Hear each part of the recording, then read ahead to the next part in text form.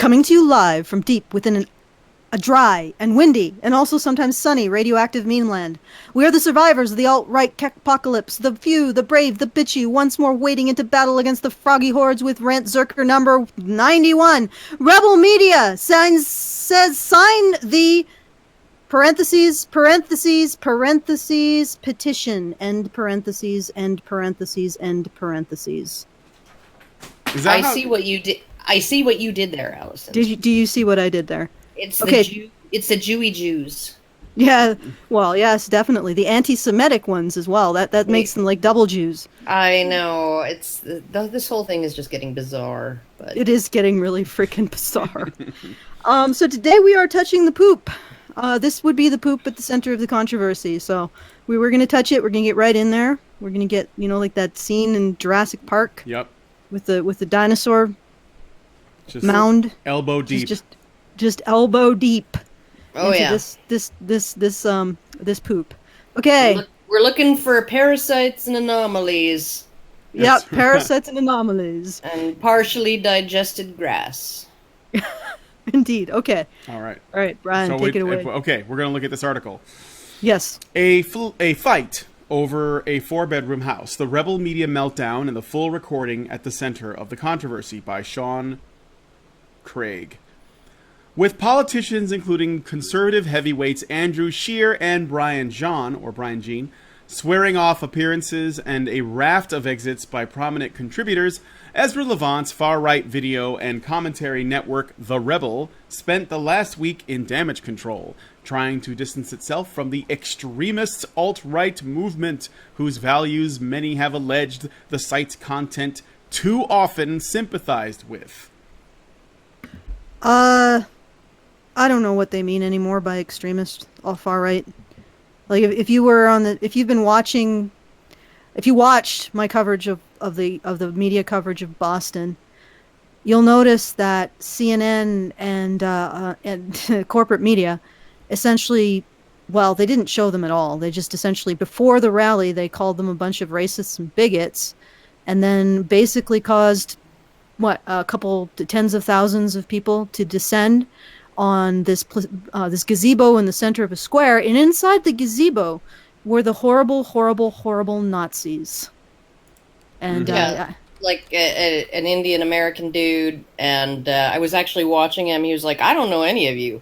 Right? Like, I don't know any of you. I don't know what you believe. No. He said though, nobody knows. The media doesn't know who they are. The media told him, "Why are you associating with these people?" When the media didn't actually even know who they were.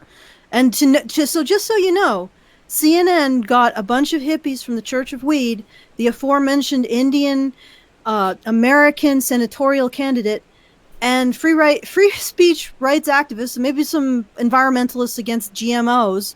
They got them labeled Nazis. Yeah.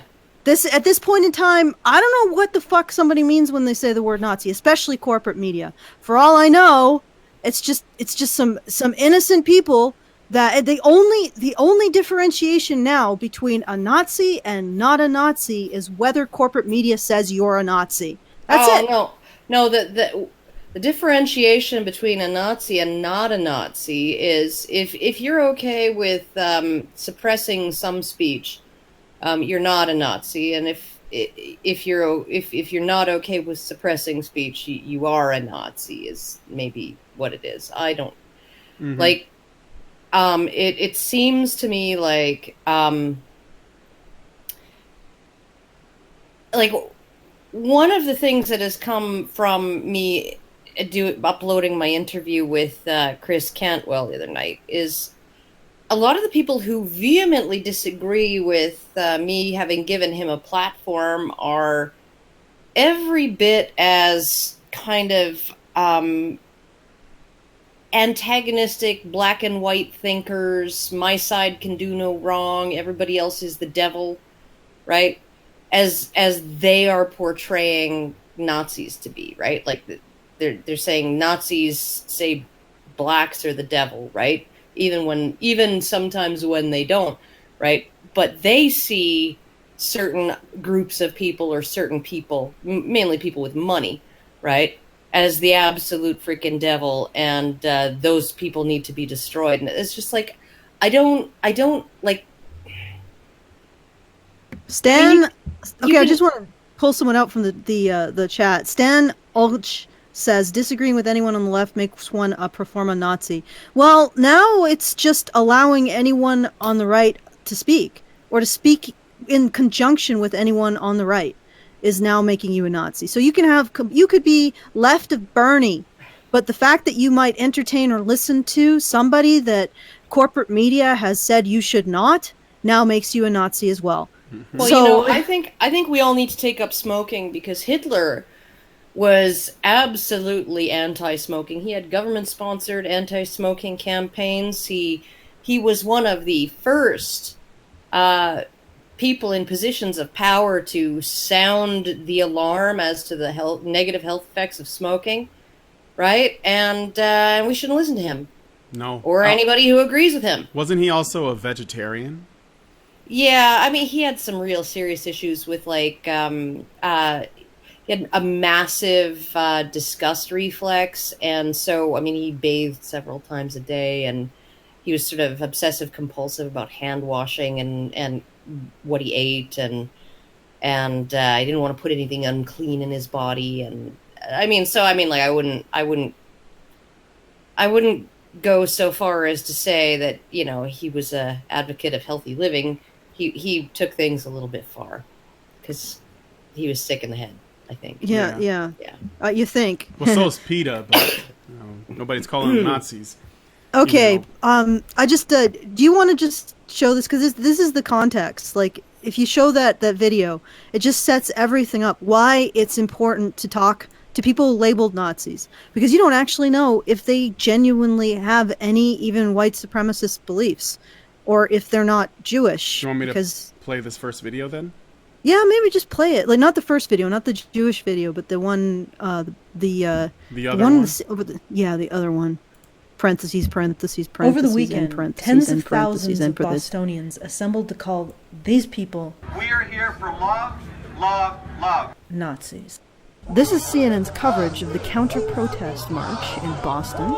You'll notice as you watch CNN's coverage that there is sort of a glaring omission. They don't show any footage of the free speech rally. So I'm going to correct that omission. Let's call it an omission or an oversight. Know that we are here for the right reasons. We are here for love, love, love. Thank you. Woo! Who's next?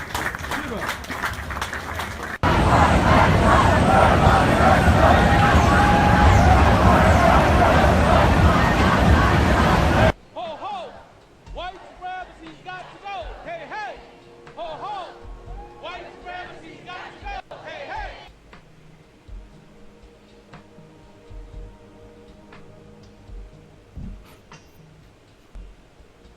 And let me tell you that they tried to prevent me from coming here, as you may have heard in the media. They asked me why I associated myself with all of you guys, even though they have no idea who you or we are.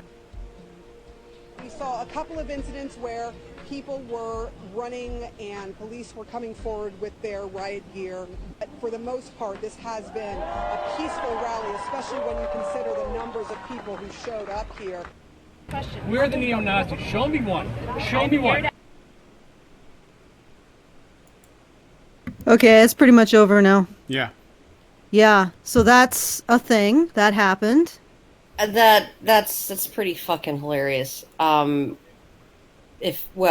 Scary and hilarious. But Yeah, it's to the point where you can't really respond to it very well, can you? It's just it doesn't fucking matter. It doesn't fucking matter what you believe, what you think. If corporate media calls you a Nazi, you're a Nazi.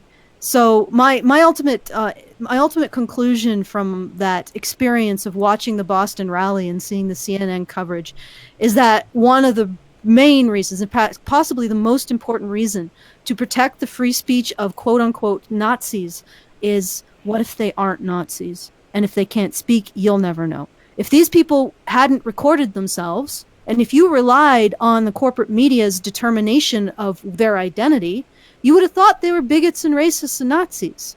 But they weren't. And their free speech was the only thing that saved them from the fate of being identified with Nazism. And if we silence all the quote-unquote Nazis and trust our corporate... And this is the thing. We're going to trust, absolutely put all of our trust in corporate media to tell us who the Nazis are. And when corporate media has identified the Nazis, we'll just turn off our brains and tell them they can't speak.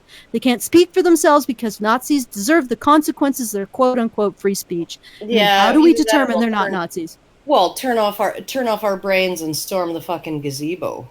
Yeah. Too, right? Like that's really what worries me, is given the violence that's been going on, on the control left, or what Trump called the alt left. I'm actually surprised that there wasn't, beatings or deaths or whatever. They escorted the free speech folks out during the chaos, like hours before the counter protesters, finally sort of dispersed. So what gets actually, me is a long time to disperse, and they had clashes with the police, the counter protesters, and they clashed with each other. So they got into fights with themselves and the police.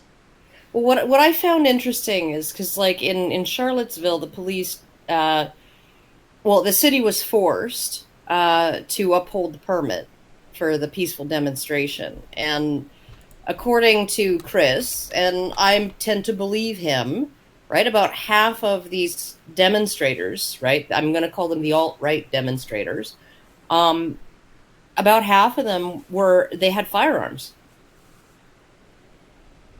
At Charlottesville? About half of them, at Charlottesville, about half of them had firearms. And the police were supposed to cordon off the entire park, but they didn't. They cordoned off 3 edges of a tiny little corner of it and allowed Antifa and all of the control left counter-protesters to essentially line up on the south side of this little area where this rally was supposed to be taking place, this peaceful demonstration. And they had to walk apparently a gauntlet of these people to get into where they were going to give their speeches and have their little vigil or whatever, right? Okay. And just I need to address something, because someone named Sea Dog at Not a Sea Dog on Twitter says, point of order, the cops actually did not permit media to film the rally, only the protesters. Okay, well, here's the problem, Sea Dog. I actually watched as the media selectively took footage that people had uploaded. You remember that footage of the gazebo from far from I think it was probably a building around the Commons? That was actually not actually media footage. That was footage by just a citizen taking camera footage of the event, and they requested that footage, but they did not request the footage from Shiva. So I call bullshit on your point of order. If they had been completely neutral about this whole thing, and if they had been honest, they would have also asked Shiva if they could use his video from the event, and they did not. And I watched as they selectively took different people's video and did not ask Shiva for his video, or for the video of his volunteer who was videotaping his, or a video of the other people who were videotaping the free speech rally in the gazebo. This is a huge oversight by CNN and other corporate media to selectively choose which citizens they're going to take video from, and then completely omit any of the citizen video from the gazebo. So no, it doesn't matter that the police didn't let them go in and film, because they were taking film from people from citizens who are filming the actual counter protest. So it still is an issue of selective editing of reality. Yeah, no, and if that footage was online, CNN could have grabbed it because it's fair use. Well, it's not just fair use. I literally saw them asking. But other people for their footage. But they wouldn't have to ask. If they wanted the footage, if they asked for the footage and it was refused, they could have just taken it and used it. Point is that they had the opportunity to use the footage and they chose not to use the footage. Well, and what gets, like, here's the thing too, right? I really am starting to feel manipulated, because it was V that first sort of described, V on YouTube, described the situation in Charlottesville where the police were essentially on the long north edge and the shorter south, east and west edges. And Antifa and all of the counter-protesters who were armed with, urine and feces and bottles of cement and rocks and clubs and shit, right? They went there for a fight. They were lined up all along the south edge of that. And when the police were like, okay, it's, demonstration's over, let's all go home, what did they do? They began to move south and push these heavily armed alt-right demonstrators who had a permit right into Antifa and the other left-wing groups who were also armed, right? So I'm sorry, but that's orchestrating a violent confrontation. Instead of essentially opening up ranks and saying, come out through the north, right? They pushed them south. Mm-hmm.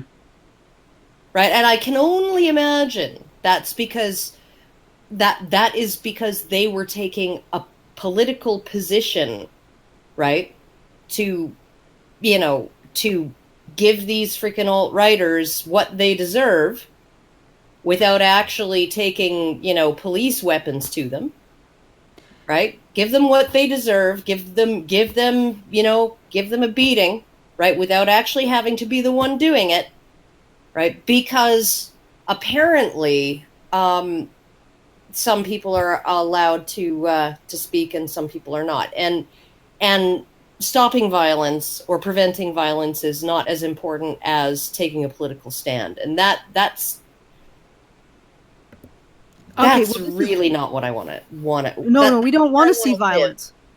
You don't want to live in I don't want to.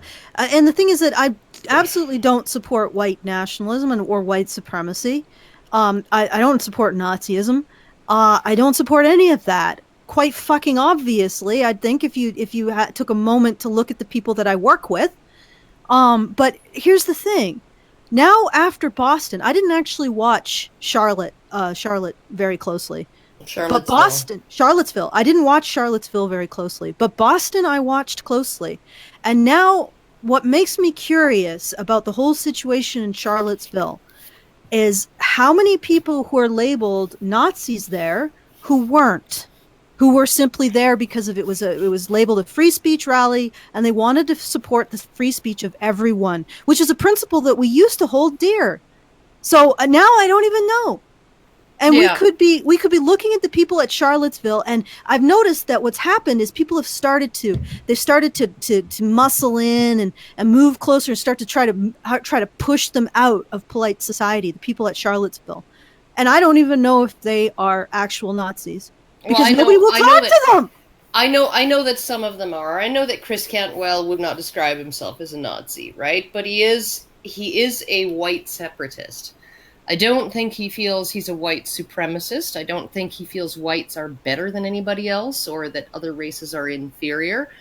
I think he thinks that different races have different traits and different distributions and blah, blah, blah. And the science reflects that to a degree, right?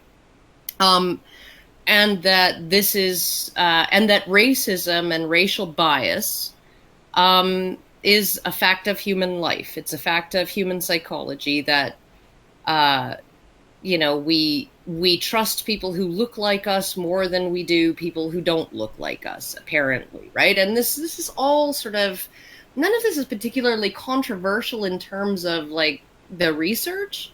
It's debatable, but it's not necessarily what would be considered controversial. It's just what people do with it, potentially. The actions that they choose to take because of it, potentially. that's controversial. Like I was telling Brian, one of my kids has a lower IQ than the other two. That doesn't mean that I think he's inferior or I, want him, to suffer. Gas the child. I don't think he's subhuman, right? Like, so why would I think that even if an entire group of people had a 5-point lower IQ on average, why would I use that to justify hating them? That just seems stupid to me, right? Well, the other thing is that seems a it's a very low IQ approach to take, to the issue of IQ distribution, right? So I'm just going to get in there. The other thing is that the issue of IQ doesn't put white people at the top. No, it doesn't. 3 rungs down from the top. I know, it's hilarious, and yet the people who said, because I broadly agreed with Cantwell's statements on IQ, and just the fact of difference in IQ, because I agreed broadly with that, they're like, you're arguing for white supremacy and the dehumanization of blacks. Well, I'm like, am I dehumanizing whites? I said specifically that Asians and certain other groups of people have higher IQs than whites. Ashkenazi Jews. And so, like, does that mean that I'm a Jewish supremacist or an Asian supremacist? I think the conclusion is simple. We are both Jewish supremacists and Nazis. And I think whites are subhuman. Like, what does it even have? Like, it may have some explanatory power in terms of disparate outcomes. That's it. It's not a justification to discriminate. It's not a fucking justification to see other people as subhuman. It's not a justification to, promote eugenics, right? None of that. And you speak for yourself, Karen. I personally believe in the ultimate supremacy of the Jewish race, and that we all are eventually going to be their goy pig. Okay, am I getting okay? I'm being sarcastic here. Pay piggies, and I'm going to be very happy when that happens. I'm going to be quite content when our Jew overlords take over. Yeah. I'm different than all the parentheses Jew and parentheses. I think everything will be better when they take us in hand and assume the Jewish burden over the rest of the human race. Like, I find the entire argument that, like, and I this is where Chris Cantwell and I part ways, right? Is, yes, there's an argument to be made that some disparities in outcome are not the result of, not completely the result of prejudice or unfairness or injustice or whatever, right? But, like, he said, that's why the IQ difference is why they're filling up our prisons. I'm like, no, it's fucking not, right? Like, IQ difference might account for some of that, but not in the way you think. It doesn't make people more criminal. It just makes them smart enough to avoid detection, or smart enough to bend the law to the point right before it breaks, so they technically didn't do nothing wrong, right? That's why. Right? That's why there might be an IQ correlation with criminality, is not because criminality has more to do with temperament and personality than IQ. Right? And it's just like, I'm sorry, but, like, the entire fucking thing is muddied on both sides, right? Because you have Chris Cantwell and people like him, and they're so sure they're right, and they're so sure they're fucking righteous, right? And there's really no talking to them. I wanted to let him talk. I wanted to let him say his piece, right? Because I know that nobody in the media is actually presenting a full picture of what this guy is about, right? Yep. At the same time, I think the whole idea of a white ethno-state is, even if you got rid of the moral implications of it, it's completely fucking unworkable.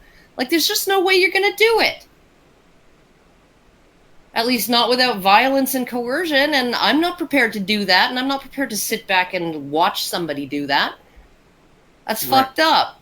For sure. Right? And, I mean, but at the same time, here's the thing, right?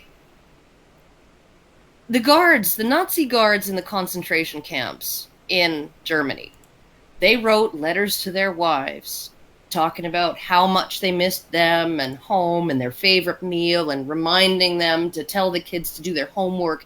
They did. It's not like they used to, like that they beat their pets and mistreated their children or anything like that. They're just fucking people, right? Yep. And there's nothing particularly sociopathic about a lot of people who are willing to go along with really fucking egregious things. Yeah, that should be a lesson to everybody who's currently using the word Nazi to create a class of people that you can justifiably engage in violence against. Exactly, and this is the narrative, right? We've replaced vermin and dogs and scum and rats, and Jew, right? And black. We've replaced those words with Nazi and fucking all kinds of other shit, right? Alt-right and all of these things, right? And Same mentality. It's fine to punch a Nazi. It's righteous to punch a Nazi. And we are 100% positive that we are righteous and they are evil. And anybody could be a Nazi. Evil. Anybody could be a Nazi. A hippie could be a Nazi. Somebody who's left could be a Nazi. A Bernie supporter could be a Nazi. Anyone can be a Nazi now. You just have to, I don't know, just pass against this, whatever the fuck makes you a Nazi these days, invisible ink spray. Yeah, and then you're suddenly... Walk too close to it and the stink gets on you. And it's like, I'm just like, no, we have to stop this. I know humans. This isn't going to stop until there's a huge smoking pile of bodies. And then everybody will be like, oh shit, we did it again! Yeah, well, I mean... It's infuriating too, right? Because, you know, it's not like I'm trying to stop this shit from escalating for the sake of these white supremacists and these Nazis. Because, you know, if we're going to have a race war, the whites are going to win. Mm-hmm. At least in the numbers. US. No. Well, in the U.S., it's the numbers and it's the guns. It's the numbers and the guns. I get that, but the thing is, I'm not so sure because of this reason. I don't think that all white people would come together to actually engage in a race war against the other races. Actually, I think that more white people will actually target other white people that they think are a threat to the races, because I think that in many ways, one of the things that is part of Western, like white Western, culture, is that it is open and welcoming to other races. So white guilt too. Yeah, right? that's sort of mixed in there, but I think that's part of what makes Americans. Like, it's part of what it is about them, and the ones that tend to identify more closely with being American than they do with their race tend to be more open to other races and protective of other groups too, because they believe in the American dream and these Western values and these sort of these ideas. So I think actually, when there's a mob, if it got down to it, I just want to say, when it got down to it, there's actually a pretty good chance that more white people will take up arms against the white people that want to engage in this race war. So they actually might be divided in that way. And of course, the other races may be too, but I think to a lesser degree, because I think that they have been other races like Hispanics, especially blacks, Hispanics, and like the ones that tend to do worse. So not like the Asians. They tend to identify more with their race as a defining factor, even though Hispanic is not a race. They actually identify with it as though it is one, and I think that they tend to they tend to be more attached to being Hispanic or being black than they do with being American. I think that that has a lot to do with the media, our education system, our entertainment industry, etc., in the way that they have sort of conditioned them out of being American, not feeling attached to it. And I think that if we actually got down to it and we got down to a race war, I don't think the whites. There's a chance the whites might not win because they may be up against a lot of their own people for these sort of progressive values. So well, yeah, but you have to realize that when you have a movement like this that turns. No, it's not going to. He's absolutely right. But no. That turns disgusting like this, where they're dragging people out of their homes, right? A Khmer Rouge type, they'll Sure. eat their own, and the first people in their ranks to go are going to be the white people, and then it's going to be the light-skinned blacks, and then it's going to be the Hispanics who can pass as white, right? Yeah. That's what it's going to be. But the issue is that this isn't exactly polarized between the people who openly hate on white people, or the people who want to get rid of any kind of multicultural diversity in our society. There's a huge middle here that also has no interest in creating a white nationalist state, and would possibly side on the side of the people who are defending who they consider to be the vulnerable groups, because they've defined their identities in terms of defending the vulnerable groups. Bring your sick, you're unwelcome, et cetera, Yeah. to our shores, and we shall shelter you. And that's pretty much what made America great. I would say that diversity is key to any culture that wants to become great. Now, I'll give that a caveat. It needs to be a diversity of people who have an emotional investment in considering the land that they're coming to be their primary identity. So they're American first. And then the diversity creates an incredibly powerful, sustaining, technologically advanced state, which is interesting, because I got into this bit of I don't want to say a tiff, but a back and forth with a white nationalist who was complaining about my impureness, my having laid with other races or some shit, even though I haven't. My husband is white. Well, I guess he isn't white because he's of Irish descent, but he's also German, so I don't know if that neutralizes the Irish and makes him white. But if you have Irish in you, you're obviously not completely white. But if you have German in you, maybe that turns you into like Southern French, from the south of France. I don't know. But anyway, so the idea that I have laid with the unsavory, non-human men is not actually true, but I still would stand in solidarity with them if some jackass white or Nazi was starting to kill people who were minorities. And he said, well, you realize that your culture is going to be like, you can have your diverse culture, but you'll just have to, you'll be reliant on us for our forbearance and resources and shit. And I was like, dude, identitarians of all stripes have a terrible track record of maintaining infrastructure. Yeah. And that's going to be the same for your white identitarian little third world hellhole that you create as well. Well, what gets me too is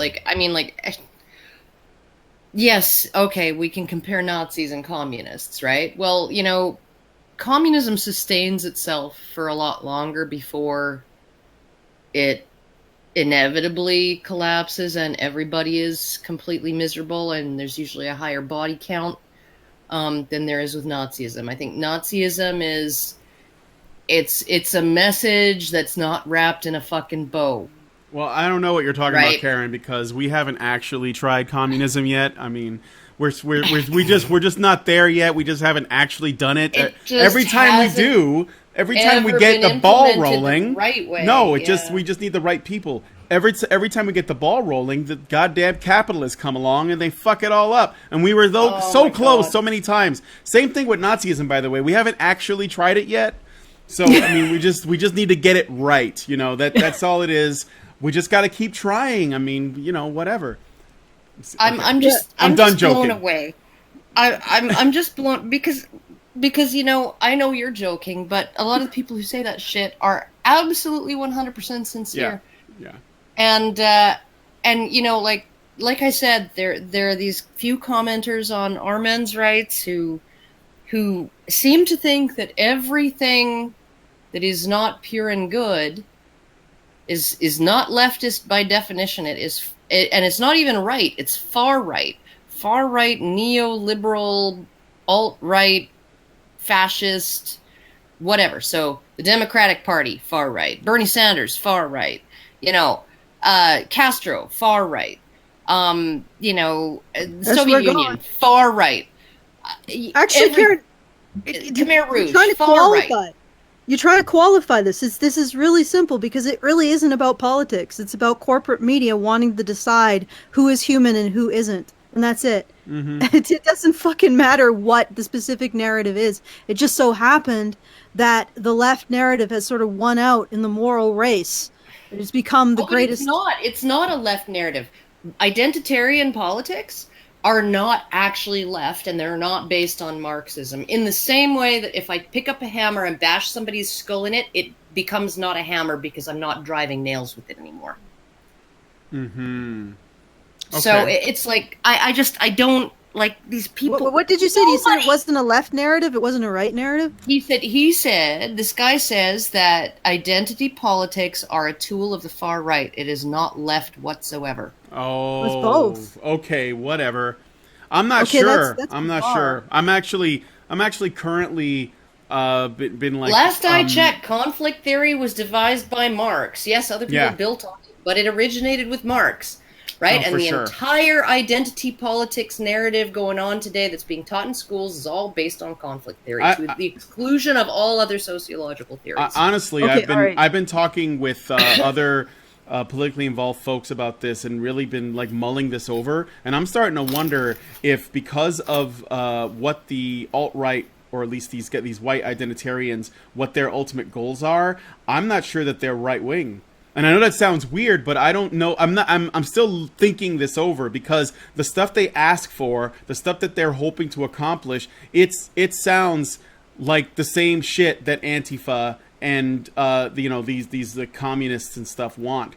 It's just done with different pretense. It's either it's just a matter of potato. Yeah, but I mean, they want similar stuff, and they want it the same way. They want bigger government. They want social programs. They want to spend other people's money, and I don't think that's a right wing thing. But I'm holding off on a final sort of judgment on that. But that's just. Can I just point something out?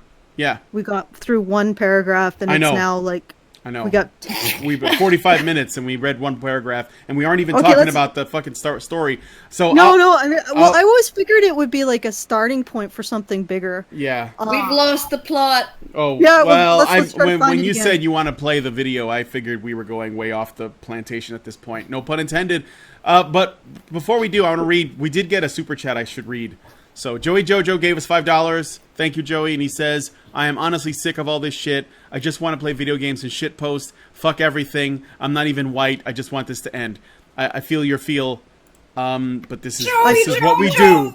Don't go. Yeah, we all want this to end. We all want the identitarians to go the fuck away. Yeah. And the ists, the isms, and all the utopists, like, just leave us to our filth, please. Just allow the germs to exist, but they don't want to. They have to make everything pure. Okay, continue. All right, let's continue the article. All right, Levant, a longtime conservative persona who has morphed from early Reform Party figure to Western Standard publisher to right-wing Sun News Network host to independent far-right internet gadfly, asserted Tuesday that his company was not sympathetic to the white nationalist group comprised of several loosely affiliated extremist groups, including neo-Nazis known as the alt-right. Wait. How did the alt-right become the white nationalist group? Well, the thing is, though, the alt-right's hard to define because it's a mixed bag. There are definitely white nationalists in there, and white identitarians, and neo-Nazis, and KKK people, but there are also folks that are a lot more, I don't know, maybe a bit more moderate than that. It's hard.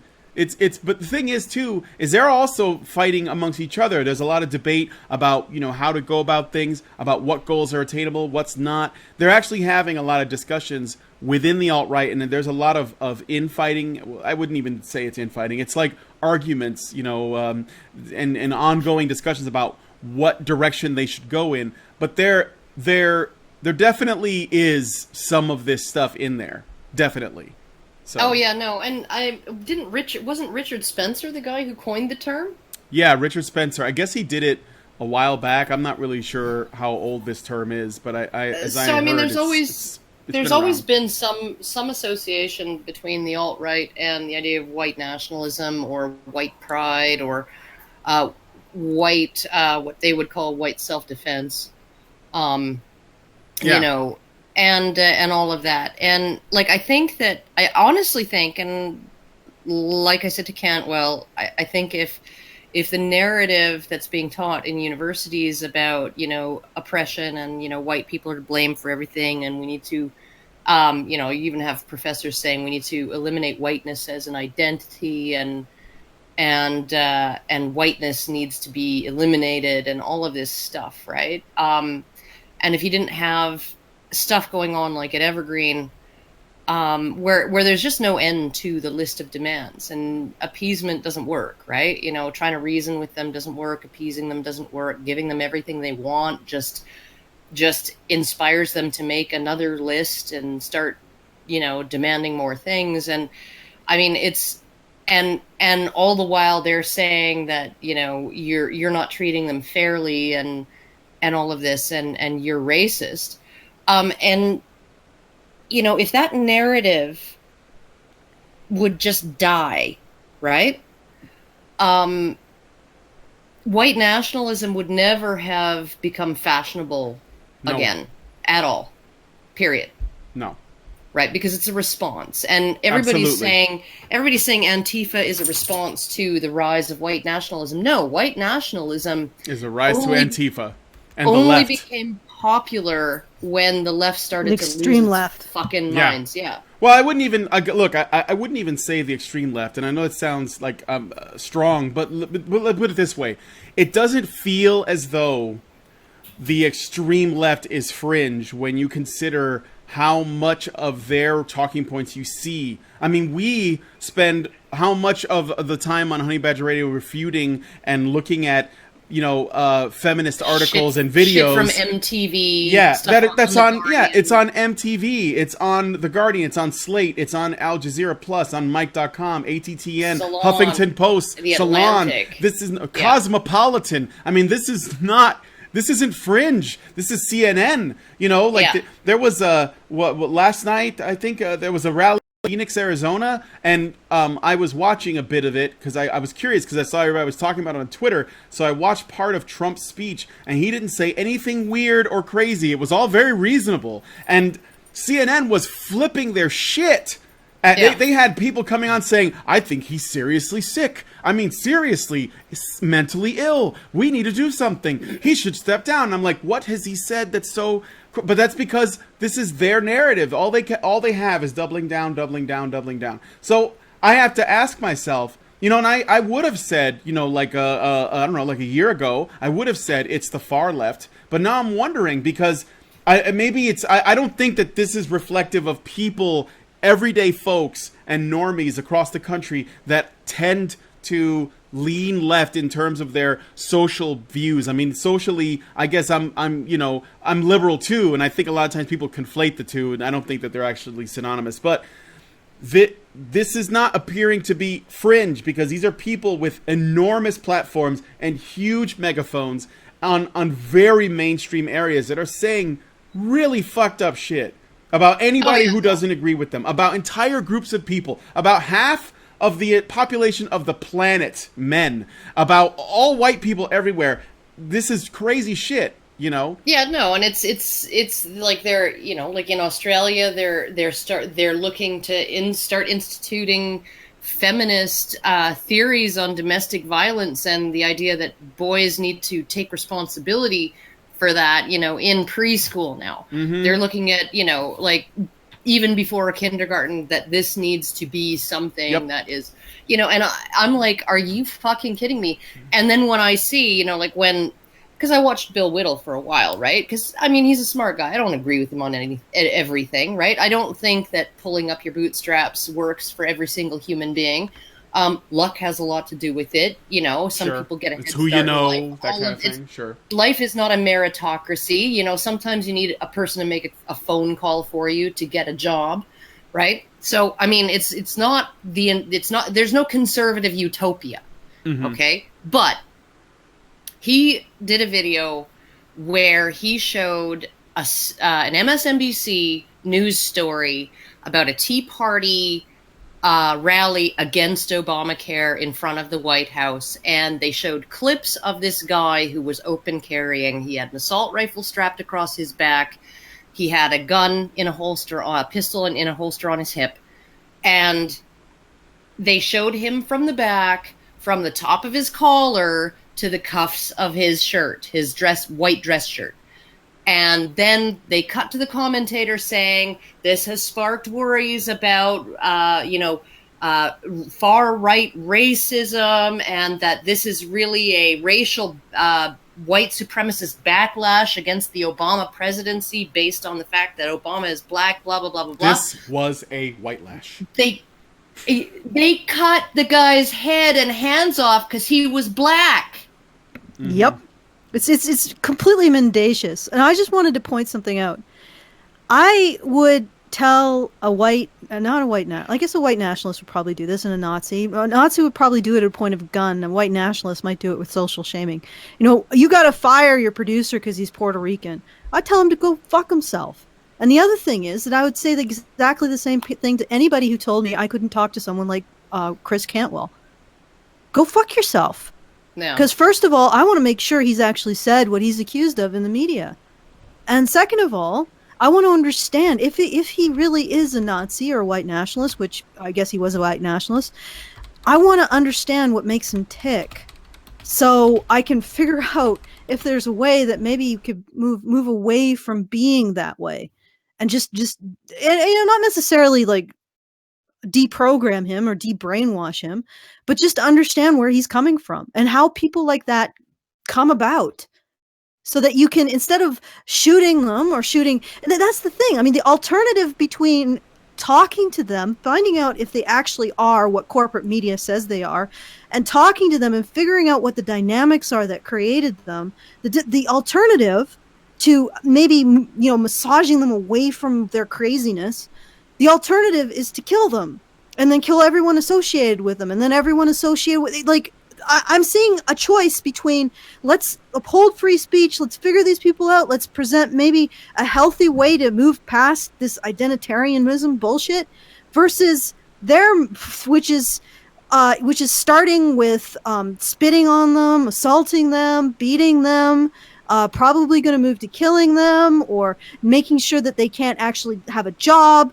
taking their kids away, pushing them out of society, ostracizing them, leaving.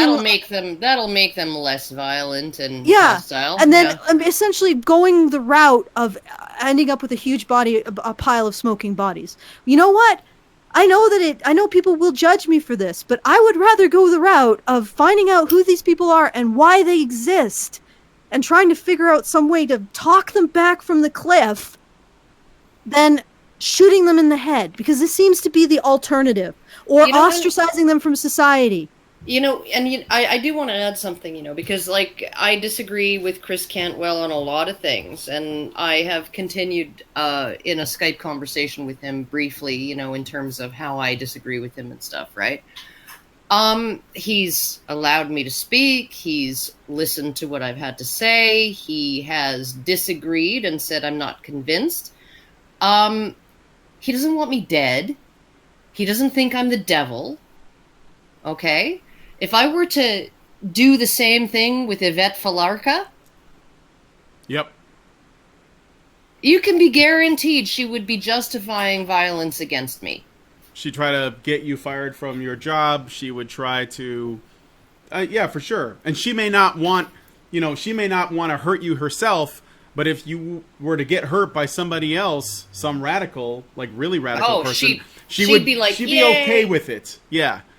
Yeah, and it's like, so I mean, like, I'm looking at not just the different views, right, in terms of, or the different belief systems in terms of, the sort of oppressor-oppressed embraced by these hard leftists, and the white pride, anti-white genocide model. We need to save the white race, preserve the white race, blah blah blah, all of that stuff on the other side, right? And I'm looking at both of those ideologies, and I'm thinking that they both kind of like suck and are stupid, right? But I wouldn't be afraid to go to a neo-Nazi rally and disagree with them. Mm-hmm. I would be afraid to go to a fucking BAM rally or a Antifa rally and disagree with them. I would be worried for my physical safety. I don't really want to choose. I think that the either or is not a situation I want to get into. And I don't really have a basis to choose either. I've never been to a neo-Nazi rally. Well, the views are equally unreasonable, but at least at this point, right? I think that if you don't have personal experience with both, I would suggest that this is shaky territory to start making an equation. Oh yeah, it'd be okay to go there, but not okay to go there. Well, so far, so far, that's how it looks. Well, but then again, you do have the evidence from Charlottesville, so apparently there was a whole bunch of well-armed Nazis and white nationalists who got into it with the Antifa, and nobody got shot, although one person did get run over. So that's true. That's true. And I mean, nobody's, we're not giving a pass to that. But I think what Karen's getting at is that there's a side that appears to be open to conversation and debate and discussion, and there's another side that is not. Yeah, I wouldn't say that side is the white nationalists or the neo-Nazis. I think that side is the people who are conservative and right. And for free speech. Well, I think that the white nationalists and the neo-Nazis and the conservatives of all bents, right, are the ones who are most heavily dependent on free speech because their ideas are unpopular, right? And they're unpopular in the institutional sense. And I agree. I fully agree. At this point, I would feel safer going and disagreeing with a neo-Nazi because I would feel like he would try to convince me, right? He wouldn't just fucking beat me with a fucking lead pipe, okay? Because of the relative positions in the political landscape right now.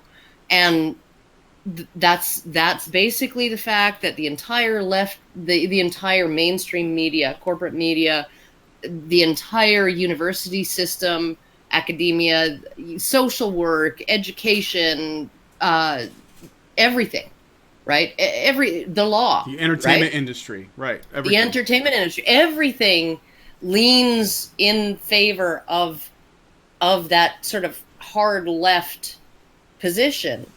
Even if they're not hard left, they're gonna give the hard left a pass because they're more sympathetic. Left. Yeah, and so I think that neo-Nazis and white nationalists and those people, they're desperate to be heard, right? And they understand that if they don't behave, right, there will be a clampdown. Right? That the other side has the power to essentially censor them or to beat them into a coma with relative impunity. Yeah, the only problem I'm having with this entire line of conversation, and I'm sorry if I sound a little pissed off, is that the only person so far who's been killed has been killed either by somebody attending, who might have been a white nationalist or a neo-Nazi, or part of the Unite the Right rally. I'm not sure. I think it's just alleged at this point. But the fact is that we have a body count of 1, I believe, right? 1? Is there more? There were probably a few political shootings, right? It depends on how far back you want to look. Like there were, like Black Lives Matter has killed a few people, and Antifa put a guy in a coma, I believe. Yeah. So it depends on how far back you want to look. Like this Black Lives Matter stuff happened before the election. I take what you're saying. I'm getting really fucking annoyed by this line of conversation. Who gives a shit if the neo-Nazis and the white nationalists are slightly easier to talk to than the extreme left or the Antifa? I mean, or Black Lives Matter. I mean, they're all extreme. Well, the reason why it's important. No. I'm moving on now. We're moving on. The reason why it's important is because the only way you're ever going to deal with the problem is by talking. Yes, this is true. Absolutely true. The only way you're going to deal with the problem is by talking. And you can't talk... Okay, I see what you're saying. You cannot talk to people on the left. I mean, they just don't want to listen. Right. They don't think they have to listen. I mean, at least the people who are supporting this kind of shit, they don't think they have to listen. Because and here's the thing. They have contempt for us. They think we are filthy, subhuman creatures They just give us a label, and that justifies all the violence against us. Well, what I think is hilarious is that, like, we have essentially people who are really, really fucking angry at me for, associating the MRM with, this whole thing, right? I mean, where were they when we were doing a hangout with Russian Deadpool, right? And why weren't they saying, oh, you better delete that video and like, just delete everything, shred everything that shows any association between this male feminist who murdered his girlfriend. You don't want to be associated with that. And we were perfectly civil to him. We let him have his say, right? And it's like a couple hangouts with him. Yeah. Well, I mean, and it's like, okay, so why is it this, and if we've invited Kevin Logan on, if we had Yvette Falarka on, right? Would they say, oh, you're consorting with communists? No. How dare you? Like, well, here's the thing. I think it's because the left really has gotten the moral bit in its mouth, and it's convinced itself that it is the only moral arbiter, and everybody else is eventually going to be considered Nazis. And Right. The funny thing is that circle will be increasingly narrowed, as we saw in Boston. It's pretty much going to all come down to whatever the corporate media can call Nazis today, whoever pisses them off today. Whoever doesn't toe the line enough today, and it'll just get increasingly narrower and narrower and narrower, and they're just running away. They've got the bit in their mouth. They're just at a full gallop towards a cliff, and there's nothing that you can do to stop them. It's like, yeah, you realize where this is going to end. I mean, if you're left and you're listening to me now, which you probably aren't, I mean, why would you, right? Because you're absolutely right about everything, and you have the entire moral reality completely mapped out. And you've got it all figured out. But here's my warning. And it's going to be very interesting, because I don't want to say I told you so. But where you're going, where you're headed, your hand is going to be responsible for killing people. It's going to be responsible for the next mountain of smoking bodies. Because that is the end. That is the end game. That is the end game whenever a group gets this moral bit in their mouth and they start thinking of people who do not agree with them as subhuman. Well, the reality is that every single group that's committed an atrocity on another believed that they had the moral high ground. They believed that they were right to do it. And that's the only way that you can actually convince people to massacre other people, is to convince them that it's the morally upright thing to do and that they're absolutely right to do it. And so this idea of moral certainty in one's actions is really one of the most dangerous things that humans actually can glom onto. And and I don't hate anyone. I mean, like, I know that some people hate Chris Cantwell. I know that some people would hate Yvette Falarka. They hate communists. They hate, fascists. They hate whoever, right? They might hate blacks or Asians or who the fuck ever, right? I don't hate anyone. There's no point to hating anyone once you realize how evolved humans are not, right? How evolved we are not. I mean, you might as well hate the rain for falling on you, right? Mm-hmm. That's how fucking ridiculous human beings are. Right? And how ridiculously not having a clueless about what they're really like, what we are really like. Yeah. And it's really infuriating, and I can understand your sense of infuriation, because there's nothing that can penetrate that haze. They are literally in the grip of a highly addictive drug, and that's moral self-righteousness. And there's nothing that's like, and the funny thing is that, full disclosure, and I said this a bit on my stream on Boston, like, I was a liberal anarchist, up through my 20s, my teens and my 20s. I was very liberal. I was part of the gay, lesbian, and trans queer association in my university. I didn't, and I'm still very much socially liberal. And I used to go to anarchist meetings and philosophy meetings, and we'd talk about anarchism, and we'd ask pointed questions of media and all of that. And when I was part of those groups, we questioned corporate media, and we questioned corporate overreach. And now what I'm seeing is a complete absence of those kinds of questions, questioning big government, questioning corporate overreach. Like Antifa, I don't know what the fuck they are, but they are, and actually I do know what they are, because when we would go to protests, we would see the black bloc, and that's what Antifa was evolved from. And they were always there just to start a fucking fight, a street brawl. And it's just like, this is insane. Like it's like the movement that I was part of, it's just morphed, and it's because of this moral self-righteousness, this belief that you don't have to listen to anyone but yourself. And it's just morphed into this. Oh well, what can you do? It's peace through violence. That's what peace Antifa through is. Violence. That's what Antifa is. Peace through violence. Peace through violence. That makes perfect sense. Absolutely. I think Let's read a little bit more. I think. All right. I think the takeaway, though, for what we're looking at, and this is the thing that I think Karen and I are both trying to get at, is that the only way you can solve these problems is by talking to people. And unfortunately, the only people that we can actually talk to right now happen to be in the right. The people on the left don't want to talk. They think that the conversation over and there's no fucking debate.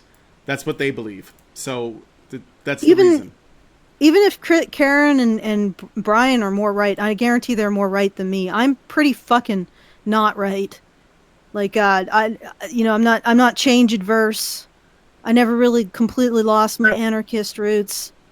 So and I'm not going down on the right side. I have to acknowledge that they actually listen more right now.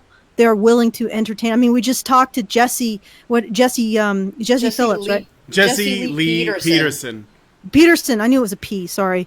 Jesse Peterson. Sorry. Reverend Peterson. Reverend Justin He's such a sweetie. Yeah, he's very gentle. He's a very gentle soul. Mm. But I was just, and one of the things, just to bring this back to men's rights, when Jesse Peterson talked to Richard Spencer, so even Jesse Peterson talked to this guy. Yep. But he talked to him, and he was... And more important than that, Alison, Richard Spencer wanted to talk to Jesse Lee Peterson. That's important. True. That's important. Okay, go ahead. Okay, so I didn't actually watch it. You watched it, Brian. So I did. Phil, but it was, what you described was interesting to me. I'll tell you why it was interesting to me. It was interesting to me because Jesse Peterson was approaching this kind of white nationalism. I don't know, does Richard Spencer call himself a Nazi or something? No, he does not. No, he says that Nazis don't like him. He's a white nationalist, but in his mind, he's not a Nazi. I don't know. I mean, that's basically the extent of it.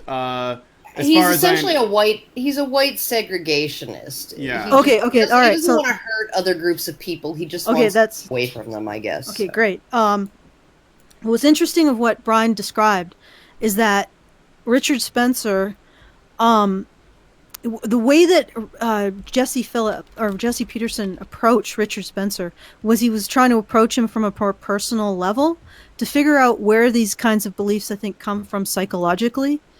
So Brian was describing to me how Jesse was talking about, what is your, do you love your father? The way that Brian described it is that Richard responded with sort of the generic, oh, of course I love my parents, who doesn't love their parents? Just the standard boilerplate. And did he actually say anything more about that? No, originally, the thing is, originally they were talking about the stuff that Richard Spencer, who I guess is normally prepared to talk about, like his beliefs, his goals, what the alt-right is, what they want, the usual. And it was all very, I wouldn't say it's rehearsed, but I think that I got the sense that Spencer is accustomed to these questions, so he has his answers at the ready, and he's going to deliver them. But when Jesse Lee Peterson started asking him about his personal life, and asking him specifically about his father, and if he loved his father, and these kinds of things, it took Richard Spencer by surprise. I don't think he was expecting that line of questioning.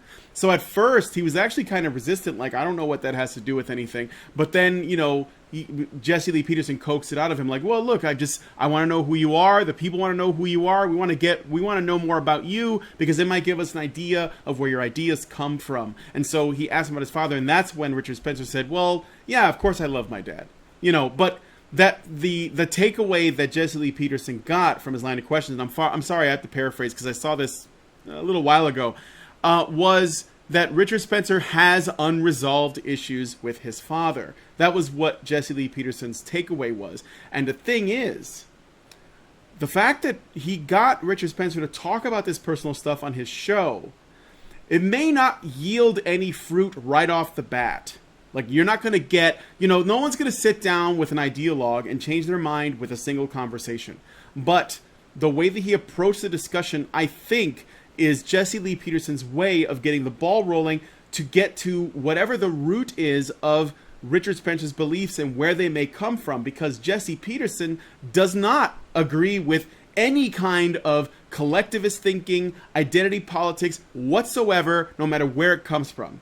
He's against it, end of story. But when he gets a chance to talk to someone who uses that as their methodology in terms of, their approaches for doing things, I think that this is his way of essentially getting to the root of it. And unfortunately, Black Lives Matter activists, feminists, those kinds of people, they will never in a million years go on his show, even though he invites them on all the time, just like we do. I sent an invitation to Kathy Young. I haven't heard back from her yet. I sent one to Christina Hoff Sommers. I haven't heard back from her yet. I send invitations to feminists all the time, and very few have actually come on. So this is, I think, what I'm getting at is, this is what happened with the Richard Spencer conversation. I think that it was very interesting, and that's why I mentioned it to you, Alison. So you can go on with what your takeaway was. Well, actually, no, I wanted to, Karen, just a sec, because I want to get more. The conversation went to other places, and you were talking about Jordan Peterson also. Yes, something that you felt was yeah, because I was looking. Look, we talked about this a little bit on the show where we talked about female, violence by proxy. And I was noticing this. There's something that that I started to notice, which was there were men that were joining these either identitarian movements, or they were getting involved in other socio-political discussions that were going on online. That some of them have transcended into the real world, some of them have not. So, you have like the men in Antifa, the men in By Any Means Necessary, the men that have joined the Black Bloc, all these other sort of far leftist, extremist groups, and they're going out there and they're committing violent acts and, destroying property and all that and rioting. And this stuff these groups are headed up by women. They run them. There are women that run, By Any Means Necessary. There are women that run all these groups, even Black Lives Matter. If you go to the website, it's feminist. It's intersectionality from top to bottom. There's nothing about men really in there. And the weird thing is that Black Lives Matter started because a man died, even though it was reported falsely or whatever. So I also saw this stuff with the alt-right, and I saw these guys marching in Charlottesville, and I started to wonder if there's something about male identity that is at the core of what this is. And that's why I looked at the Richard Spencer interview and the Chris Cantwell interview and stuff like that. And then I saw a video by Jordan. It was a Jordan Peterson one where someone in the audience asked him about the alt-right, and Jordan Peterson, they asked him for his thoughts on it, and he said it's incomplete, is what he said. He said it's because it's about identity with the father, but it's incomplete because the father has to become the son. And so I think that Jordan Peterson, Jesse Lee Peterson, and all of this stuff going on with these groups, there is something that is connecting them all, and it has to do with men. And that's what I'm thinking. But then, Alice, you go ahead. You can take it from there. Yeah. I take your connections, and I think maybe I can build on them. I think that first off, and I mentioned that during my response to the Boston rally, I think that this shaming of men, and not just the shaming of men, but also teaching women this kind of learned helplessness, tends to promote these kind of extremist movements of all sorts. And the reason why is because men who feel ashamed want to do something, want to serve to alleviate that shame. And women who feel helpless want to feel a sense of power. And these kinds of movements give them both what they want. But the genesis of all this is a narrative that shames men for being men and tells women that because they're women, they're helpless. They're in a position where they're constantly being oppressed by men. One of the things that Chris Cantwell brought up that I found really interesting was that he essentially said, like people, I wrote some articles for Voice for Men, and then I was apparently a misogynist, even though, I'd laid down my life for a woman. That apparently means that I hate them, right? It's like so he's extremely gynocentric, extremely fucking gynocentric. And I think that he pulls a lot of his sense of self-worth from protecting white women. And I would say, to extend that thought about gynocentrism, I would say an obsession with utopia is also gynocentric, because it seems to me to be almost like an obsession with this abstract mother, this place of all-consuming comfort and ease and lack of want and worry. It's like sort of crawling back into the womb. So all of these utopian movements seem to be centered around this need to go back into a place where everything is provided for you. What drives me crazy about that is that, like Jordan Peterson has said in the past, if you actually brought about the utopia, within 3 months, somebody would pull out a gun and start shooting just to, make things exciting, just to liven things up, because a utopia, like an absolute perfect utopia where there's always enough food and nobody really has any work to do and all of that, would be boring as fuck for everybody, right? Because part of life is the sense of struggle and the sense of accomplishment, that you get from overcoming struggles. And I think this is why things like welfare, and not as an emergency measure, but as sort of a generational career, right, is something that kills the human spirit, because there's nothing to struggle against. Everything's provided for you, and it kills your soul. And I went on to sort of try to make a jab at, not make a jab, but take a jab at explaining what I heard Brian say Jordan Peterson said about the father has to become the son. I'm not exactly sure. I probably don't understand what exactly he's getting at, but I think that I have something related that might be, because these white identitarians, this extreme far right, it's generally fairly authoritarian. And the idea of the father embodying order is something that's sort of part of all of this. Well, the way that I tried to describe this to Brian, and I don't know if it worked, but maybe it did, is that the authoritarian father is actually the mother subservient father. It's the father who wants their child to obey a set of rules to keep them constrained and to reduce their individual freedom. And I mean, in some ways you have to, because we want to be part of a society. But in many ways that sort of like is a situation where the father is an extension of the mother. Because that, if you think about it, keeping a child in a sense of order, obeying rules, making sure they do this X, Y, and Z, it's not unimportant, but it's still keeping a child within a constrained environment in which you have to learn the rules of the constrained environment, in this constrained, ordered environment. And the way that I approached that is I said, well, there's the mother subservient father who's sort of an extension of this constrained maternal environment that has these rules that you have to learn, and you just have to abide by them, and that is it. And then I called another type of father the realized father, who instead of teaching their children to maintain a strict order by battling chaos, which could be, I don't know, the intermingling of the races or the possibility that there's Nazis right around the corner, the realized father teaches his children to use chaos to fly instead, to fly to their goal instead. And the difference is that if you imagine a hawk on the wind, the hawk doesn't control the wind, and yet the hawk still uses the wind to get where he wants to go. And I think the realized father teaches his children that, how to use adversity, how to use chaos, how to use disorder, and to achieve a goal, to use it as a way of and a means to get to your goal.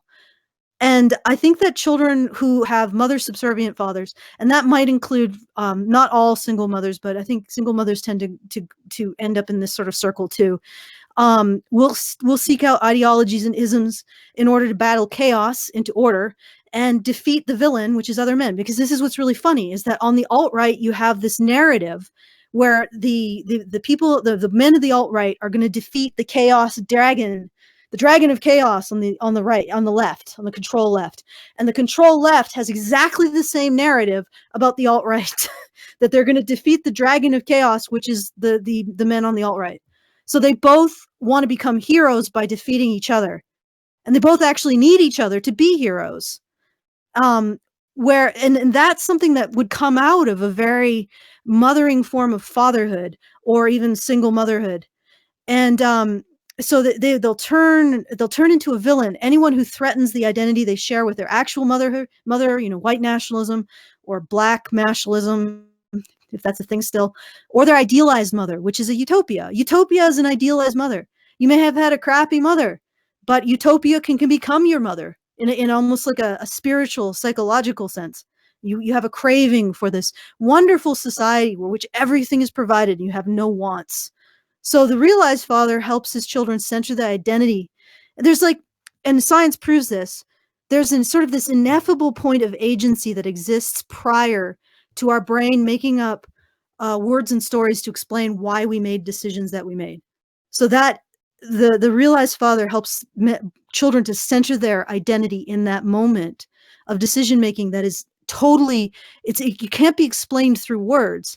In fact, like the person talking to you now isn't the decision making entity that Alison is. It's just the words that are being said after the fact.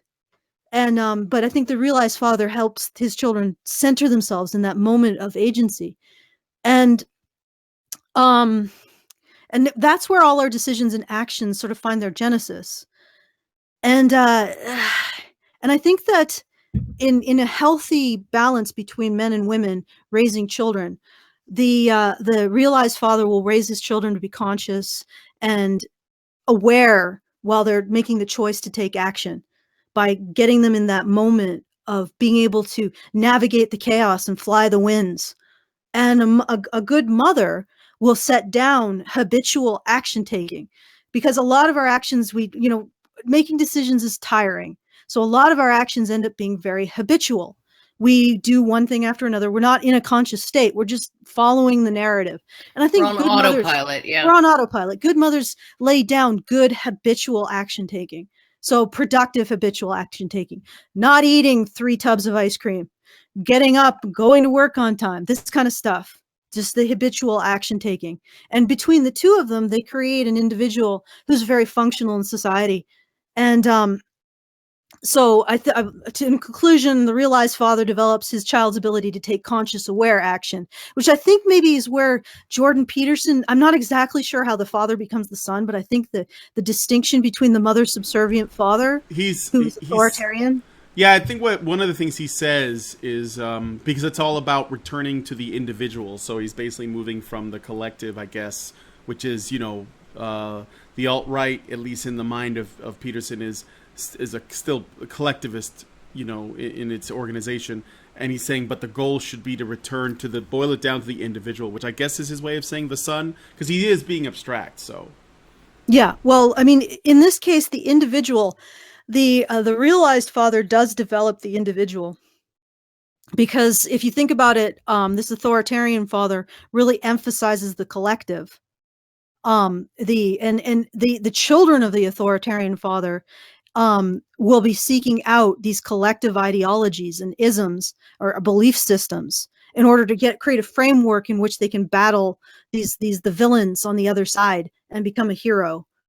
So that, I mean, I think there's a tie there. So the realized father creates more individual, because individuality is really about agency. It's not about habits. It's not about identity. It's not really about your belief in a utopia.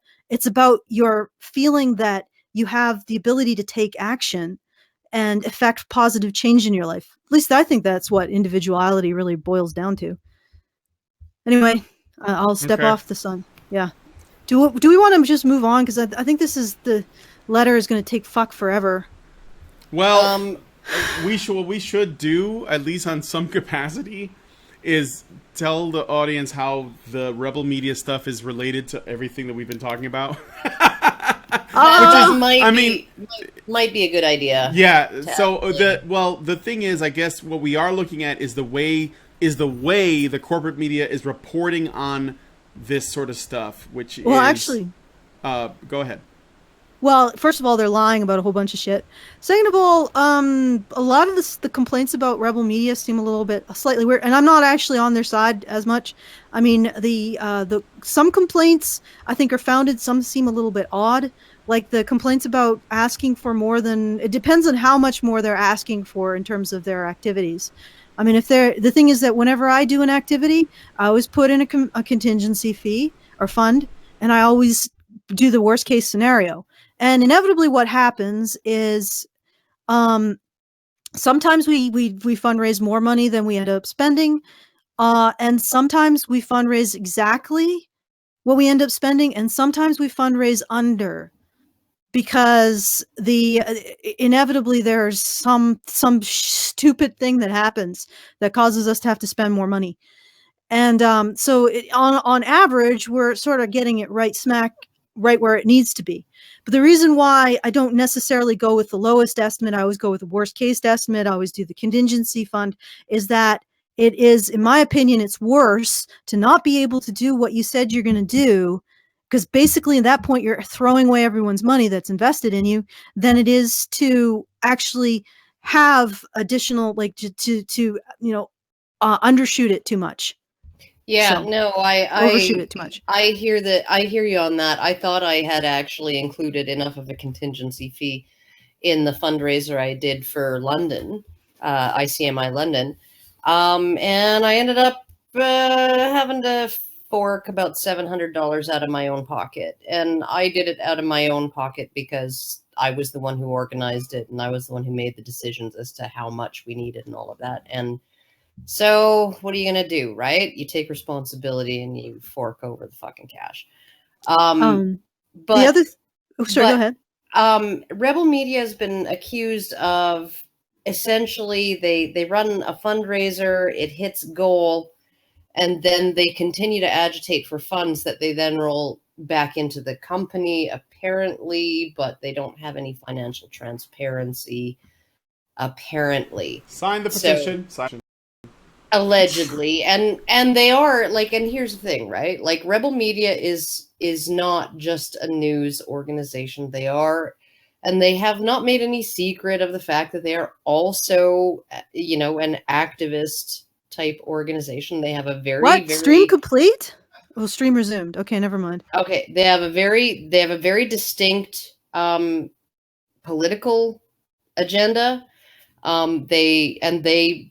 They don't make any secret of it, right? And so it's not like they're Fox News and they're saying we're fair and balanced. They don't say they're fair and balanced. They say, here's our agenda. It's right here in the open. Sign this petition. Also, give us money if you want to see this, this, and this, right? And so, I mean, like, it's not the it kind of feels like an icky business model, but at the same time, like... Well, if they do what they say they're going to do, don't give them money over and above what they ask for. That's really the thing. I mean, like, they can ask all they want, and that's essentially, Okay, like, that's the criticism that was sort of like, I'm like, yeah. I mean, essentially they said, well, they gather emails from their petitions and then they suck your money out. I'm like, what do you mean by suck your money out? Do you mean that they take your emails and somehow reverse engineer your financial info and then suck money that way? Or do you mean that they send you a message saying, give us money? And then you are so fucking weak-minded that you do it if that's not what you wanted to do. I mean, you're not weak-minded to give money because you're like, rebel, I want to give you money. How do I give you money? I want to give you money. That's not, but if you're like, you open an email and it says, give us money. And then you're like, oh, well, this email has instructed me what to do with my life. So now I'm going to do it. That's not the rebels' problem. Yeah, no, I think the rebels obligated to do what they say they're going to do with the funds that they collect, but they don't, like, if they collect over and above what they what their targets were, they're free to roll that money back in. I mean, that's Solar frickin' Roadways was asking for what? How much? $600,000 fucking dollars or something like that, and they got $2.5 million, and still fucking no fucking solar roadways. Haven't revolutionized our highway system yet. Okay, well the best work that Thunderfoot's ever done with solar frickin' roadways. Oh god, yeah. Okay, the one thing that I was like, one criticism that I was sort of like, yeah, that does, was the one where Ezra Levant was described as getting really aggressive with his staff. That actually doesn't surprise me. Yeah. At all. You ever see him in action? He's a fucking aggressive guy, right? He's an aggressive guy with an agenda. Yeah. Well, I mean that's fine, but if you don't clean your room, get yourself sorted, as it were, then you can end up driving people away, which seems to have been what happened. It seems to have been what happened, and like, honestly, I don't know enough about it, right? Yeah, true enough. Yeah, I don't know. There's a lot of vulturing going on. There's a lot of unknowns too. Basically the way I see it, if Gavin leaves, then it's over. I mean, it's over either way, because he's like the last good thing on that YouTube channel. So, because Faith is gone, Lauren Southern's gone. When I said that thing I said about all that's left now are a bunch of very, very Canadian people. What I was saying is, hello, can you hear me? What I was saying was just that is the one legitimate criticism. I think that's legitimate on its face, as opposed to just dismissible because it seems like it might be a bunch of bumkus. Yeah, well, like, might just be nitpicking and stuff. Yeah, no, yeah, it might just be nitpicking. And like I said, it would not surprise me if he was highly volatile and aggressive, with, within certain parameters. It would not strike me as weird. I've seen him in person speaking. I've seen, what he's like when he's, when he's facing an antagonist. Absolutely. He's, if he thinks that somebody's actions or behavior or whatever is undermining his goals, he's like a little terrier. He's gonna fucking rip your throat out. Although I have to say that this, as far as I can tell, the young woman who went to Charlottesville and rolled her eyes at protesters, I've read this several times. Is there more information as to why she had to be fired and everybody's going to beat her with sticks? No idea. Because so far, every one of her malfeasance seems to be a little bit less. I mean, yeah, sure, she went on the Daily Stormer, was it? But that doesn't mean she agrees with them. You talking about? I don't know who them. The young woman that Rebel fired. Faith Goldie. Faith Goldie. Yeah, Faith Goldie. Yeah. Yeah. She interviewed some people from the Daily Stormer. I thought something like that. She interviewed them, and they fired her for that, supposedly. Yeah. Yeah, Leverett. Okay, this is from the article. She would have interviewed them, and then if the Daily Stormer had actually also taped the interview and had been like, Can we put that on our website? Yeah. Yeah, we're going to put that. Well, they wouldn't have to ask permission to put it on the website.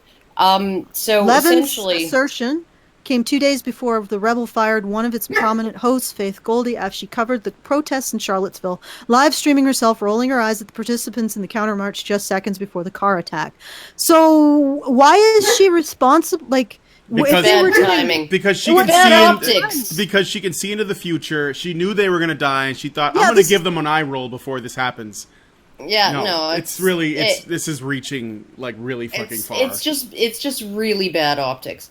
Goldie subsequently appeared. What doesn't matter is, I mean, it's something could happen to anyone. Like you could have been standing there. I know, but that's why she got fired, is because it just doesn't look good. Okay, so Goldie is it relevant to the next paragraph or the paragraph before? Goldie subsequently appeared on the Crypto Report, a podcast produced by neo-Nazi and white supremacist website, The Daily Stormer. Okay, so because Globe and News has told me that these people are neo-Nazis and white supremacists, I now know that they occupy a political spectrum starting from the hippies from the Church of Weed all the way to Hitler himself. Mm-hmm. So where they are in that political spectrum, well, you can throw a dart. Hitler's now recently reanimated brain that is currently in a steambot machine somewhere in Charlottesville, plotting the next rally. Yeah, but not being fed anything produced by Monsanto. No, not at all. No, apparently not. No, Monsanto's. Well, GMOs. They wreak havoc on the newly resurrected flesh, resurrected by pure Aryan flesh of the Hitler. Reanimated, necrotic flesh of Hitler, who was dug up right here in the USA. Apparently, that's where he was buried, and they put his brain inside of a machine that operates on white nationalism and the blood of the vaginal blood of the women who were operated on by that one guy who perfected gynecology, that made advances in gynecology by operating on slave women. Took their vaginal blood and then used it to animate the robot. Yeah, that's what I heard from the last from CNN. From CNN.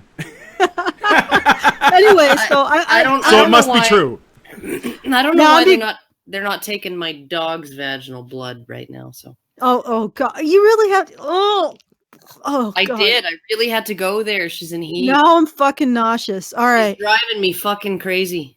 Okay, so she Goldie just wants to go outside every 2 minutes. Okay, great. Goldie subsequently appeared on the Crypto Report, a podcast produced by neo-Nazi and white supremacists, which we don't know what that means anymore. Website, The Daily Stormer. Although other sources would suggest that this is accurate. Is this accurate? I don't pay attention to this shit very closely. Is the Daily Stormer, where are they? Are they between...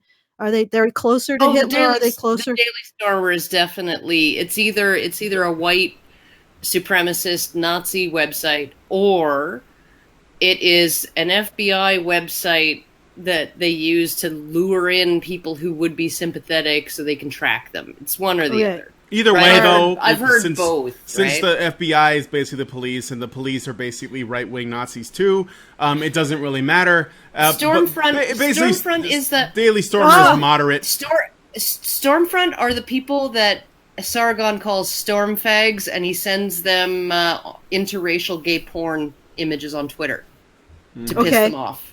So, all right, okay, so essentially, all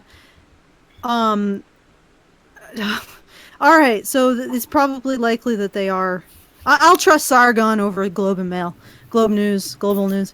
Okay, so at no point did I represent Rebel Media while on the ground in Charlottesville, and Levant said in her video announcing her departure that he discouraged her from going. Despite these statements, Goldie did file her video of the car attack on the Rebels website while she was in Charlottesville under her byline.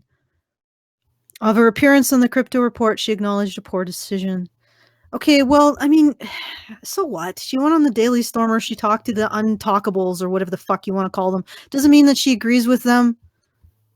Did she do a strip tease with like Nazi swastika like nipple tassels? No, but I wish she had. It would have made it for an interesting video. I was like, yeah, no, that would be... I would watch that shit. That would be pretty cool. Zeke fucking hail. I honestly, I don't think she went and did a whole bunch of coverage in Israel last summer, I believe.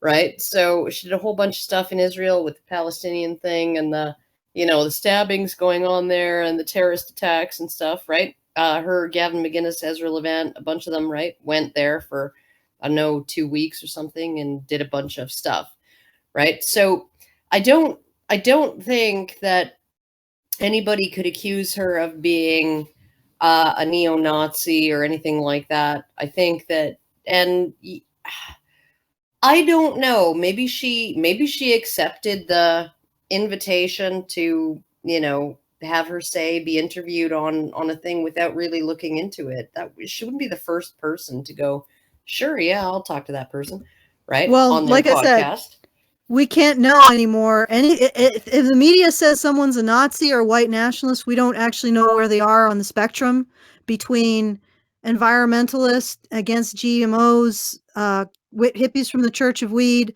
I don't know. Probably there's some Bernie supporters in there somewhere. Oh yeah, There were then all Black the way- Lives Matter people in there. There could be, there could be some black. This is on the spectrum considered Nazis by the corporate media. So that's basically a nonsense term at this point. Following the events in Charlottesville, Rebel co-founder Brian Lilliel and contributors Barbara Kay and John Robertson announced they were parting ways with company. With company, okay, what company? You didn't really specify. I think they mean the company. The company. But they said with company, so I'm assuming that okay. this was at like an evening dinner party, and they were like, Oh my okay, we're God. parting ways with company. We will retire now We will retire to now. the smoking room. All cited concerns about the rebels' editorial judgment has been in recent months included in the promotion of conspiracy theories, including those claiming that the shooter in a February mosque attack in Quebec City was Muslim, and sympathetic profiles of prominent alt-right figures, including Milo Yiannopoulos. Oh my God. What's wrong with a sympathetic profile? Like, No. The Rebel can be sort of forgiven for jumping the gun on the Muslim thing. There were 2 people arrested after the attack on the mosque. One of them was Muslim. Right? Okay, well, Then CBC reported the names of the people involved, and Rebel Media kind of jumped on it and said, "See, it was Muslim and his accomplice. Maybe it was a Muslim and his accomplice doing a false flag. Who knows, right? Vice maybe it was Media. sectarian violence or something." This speaks to what Brian was talking about. Vice Media co-founder and former Fox News contributor Gavin McInnes will also depart the company, with Levant saying he was poached by a well-pocketed competitor. Okay. This is a thing. He's going. Well, that's it. The Rebel's done. It doesn't matter whether they were right or wrong. Now they lost all their best people. No, but Rebel would say yes, he was pocketed by a deep-pocketed competitor or whatever. He was lured, right? But can I not care about this a little bit? No, but I mean, Gavin McInnes isn't going to say, "Yeah, I'm not going to do all the shows." He's not gonna say that. He not gonna say, "Oh well, I have this offer now, and now I just don't have time in my day, right, to keep with this other thing." No, if he left, it's because he wanted to leave. Also, am I a horrible person for not caring? No, I don't think so. Actually, I don't think the drama or the stuff going on with the Rebel Media, their inner workings and people leaving and shit like that, I don't personally find that interesting, but the way that it's being covered by the media and the way they're because when I saw this break, when that guy made the video, my first thought wasn't, oh shit, what's going to happen to Rebel Media? I was pretty indifferent towards it, but my thought was, okay, now what's the mainstream left-wing media going to use this for? How are they going to use this? Because the Rebel Media, like a lot of other alternative media, whether it's right-wing, whether it's libertarian, whether it's just in the middle, whether it's just people trying to find the truth, they are the enemy of the corporate media, the mainstream media. They are the enemy of them. So whatever they can find, whatever they can use to discredit all other media sources except themselves, they will use. And so when this happened, that was my first thought, is how are they going to capitalize on this? Are they going to say, oh yeah, this is an alt-right news source, look at how corrupt they are, and I guarantee you this is everyone else. Everyone else, no matter how small they are, if you're not watching CNN, ABC, and MSNBC, CBS, whatever, Comedy Central, you're not getting the truth. And we have the truth because we're not corrupt like them, because look what happened to them, look what's going on over there, right? So that was the way in which that was my concern. And you can see that in the way that they're using language in this very article about the Rebel Media, despite, whether or not Ezra was doing damage control with his video and he actually had done some of the things that, they said that was actually something that is worth sort of criticizing, like the way he treated his employees or whatever. Whether that's true is not important to me as much as it is what the mainstream media is going to use it for in terms of discrediting everyone else even people who don't like the rebel media that make their own content. You know? Yeah, I mean, like us. Well, I mean, Yeah, like basically, us. we've been. I'm pretty sure that they're inching closer and closer to calling us Nazis or great way drugs for Nazis. Well, No, I they guess, already have. There was an article written about the Charlottesville rally and how men's rights activists. It was by David Futrell. So what do you expect? But how MRAs essentially drive. David Futrell wrote his article. Then Amanda Marcotte picked it up on either Slate or Salon. I forget which one. Right. Yeah, and then there have been others. Yeah, it was a Democratic Socialists of America website, which should tell you something. And they have an article that was, sorry, I got to look up the title real quick because it's on my Facebook page because it was cancer, and I always share cancer on my Facebook page. Men's rights activism is a gateway drug for the alt-right. It's from thecut.com. Yeah, that's the one. Yeah, no, and the Amanda Marcotte's article was, men's rights activism is the gateway drug to white supremacy or something like that, right? Yeah. So, I mean, like, you're looking at, and this was one of the reasons why actually, when Chris Cantwell reached out to me and said, would you like an interview? I'm going to turn myself in tomorrow, to the police. I was like, took me about 5 minutes to decide, right? And it was because I'd seen those articles already. And it's like, well, fuck. Yeah. Right? Like, it's another Elliot Rodger thing all over again. Well, I didn't have the chance to interview Elliot Rodger. Maybe if I'd had the chance to interview Elliot Rodger, he'd have been like, I'd never heard of you guys before, or whatever, right? Like, yeah, no, like, I didn't read shit on your website. Whatever, right? Now, Chris Cantwell, he'd written, and he strikes me as a guy who, he picks up these radical movements. He's a little unstable. He picks up a radical movement. He squeezes all the juice out of it. Then when the excitement wears off or the inconsistencies emerge to the point where he can see them, he puts it down and picks up another radical movement. And that's sort of been his entire history. Is that. And so, he picked up the MRM for a while, he squeezed all the juice out of it, and then he moved on, right, to the next thing. Maybe it was because the MRM wasn't really gynocentric enough. I think that, okay, let me be frank. It takes a lot of guts to stick around with this content if you're a man. And if you're a woman, too. Because it is fucking difficult content. Literally, it is questioning the very foundation of people's identities. It's sort of like being able to just sort of sit and have somebody constantly beat your knees with a baseball bat and be like, oh yeah, I can tolerate this. I'm okay with this business. Hurts like fuck, but I can do it. Or alternatively, you know how like martial artists like pound one of those boards to harden up their bones fists? and Yeah, their bones or their shins. It's sort of like enduring that and just being okay with it. Because it is a constant drum of pain, and it's a constant drum of questioning the foundation of your identity as a man or as a woman. Because we identify men in terms of their service, which by definition means that when they're vulnerable, they are outside of the identity granted to them by society. Very uncomfortable place to be.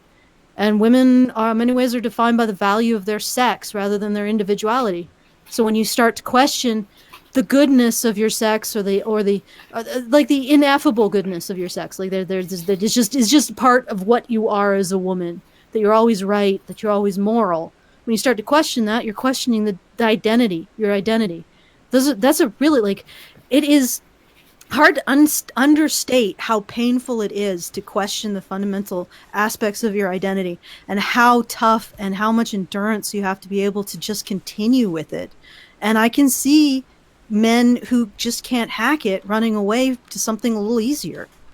And that would be an identity of service to an ism, or an identity of service to white women, or an identity of service to black women. Who the hell knows? Is an identity of service to women or utopia? I mean, I could see that, because it's much easier to try to relieve the shame by serving something as a man than it is to stay in that and face it.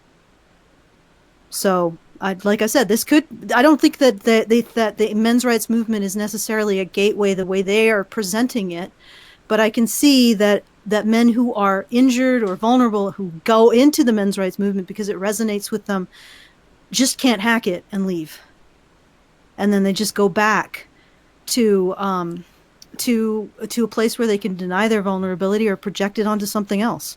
Okay, I'm done. Okay. All right. Yeah. No. I think you're right. I think that essentially, he is extremely gynocentric. And here's the thing, right? Like, there's the idea of sort of the ultimate equation that he was talking about in terms of individual reproductive value, right? And women having. Any individual woman has more of that than any individual man, just on a basis of everything else being equal because of the differential outcomes being so much more steep for men than for women, and all of those things, right? That sort of biological equation. And he's like, okay, let's base the society on that. That is perfectly fine with me. I'm going to prove my value. I'm going to prove that I'm worthy of, even if it means I have to die to do it, right?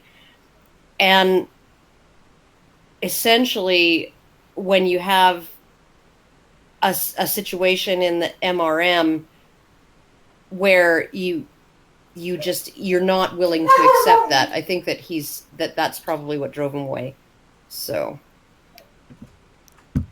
that you're not willing to accept what again? Sorry, I was distracted by your dog. We're not willing to accept the biological equation as the end of the story. Well, why would you? I mean, there's plenty of evidence from history that isn't the end of the story. And I mean, even if we can't get rid of, and then, you know what? I don't even think it's a get rid of situation. I think that a lot of this desire to protect and provide for your family in men is just biologically innate. It's just something that's there. And what we really need to do is not exploit it excessively. And I think that there are precedents for encouraging cooperation over competition for men and creating extremely beneficial, diverse and virile societies by doing that. So, but again, it does take, like, for an individual man, it does take a lot of guts. I wanted to say balls, but no offense. Hey, that's ableist. It takes a lot of one ball should be fine. Yes, one should do it.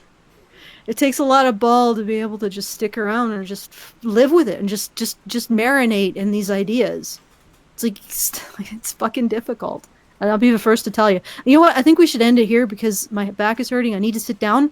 Sorry, guys. No more. Besides, you guys weren't giving us super chats. By the way, there was one or two. There was another one. There was a second one. I got it right here. Paul Azoparty gave us $10 Canadian. Thanks for the $2.50, dude. And he says, even the nearest flight school's college program has been infected by this shit. I have to go through a different route to get a proper job in aviation. I think it was relating it to social justice stuff. And I'm not surprised. Well, it's in like all levels of education at this point. So I'm going to be quite frank. I did a show on the Church of Women Worsting. And there was two factions originally, the right and left, and the right was about the family. The best place for women to be in was the family. We got to fight the gays because gays are threatening the family. And that aspect of gynocentrism has been completely discredited. So we no longer have the women and children gynocentrism outside of Christian communities, which, they still have their political power, Hobby Lobby, etc. But what really is becoming ascendant is this women and minorities form of gynocentrism, where the vulnerability of minorities is transferred to women instead of the vulnerability of children. And if you can understand it, I mean, it makes perfect sense, doesn't it? Like the whole concept, the civil rights, it's all political. So when you want to start creating a movement that advocates for women politically, you're not going to take children's vulnerability. You're going to take the vulnerability of other identities, other political groups, minorities, gays, trans, etc., etc., etc. That's the vulnerability you want. And that's really what we're seeing, is that we're seeing the ascendancy of that particular church of women worsting. Yep. That particular church of let's center everything on making sure the women's are good, they're okay, that they're provided and protected for. All right, that's all I have to say. We're going to be going to the after show. Sorry we didn't get through the letter, the article, but you should probably expect that by now. So if you want to join us in the after show, you got the drill, www.patreon.com/honeybadgerradio. If you really don't want to give through Patreon, you can always start up a subscription through Feed the Badger, www.feedthebadger.com. There's a subscription option. You can click it, and $5 will give you access to the after shows, at least the recorded after shows. $50 will give you, $100. Because Karen's on. Everybody loves Karen. Because she talks about her yard a lot. She hasn't done that in a while. Everybody loves Karen's yard. And her dog. She's probably not even listening to us anymore. No, she's not. Her wandered yard off. It's like The Simpsons, when they used to do the thing where they would pan from like a lower floor to an upper floor, and they pass through the middle section, and you'll see like bones are buried, or the cat is stuck, or there's like a pirate treasure or something.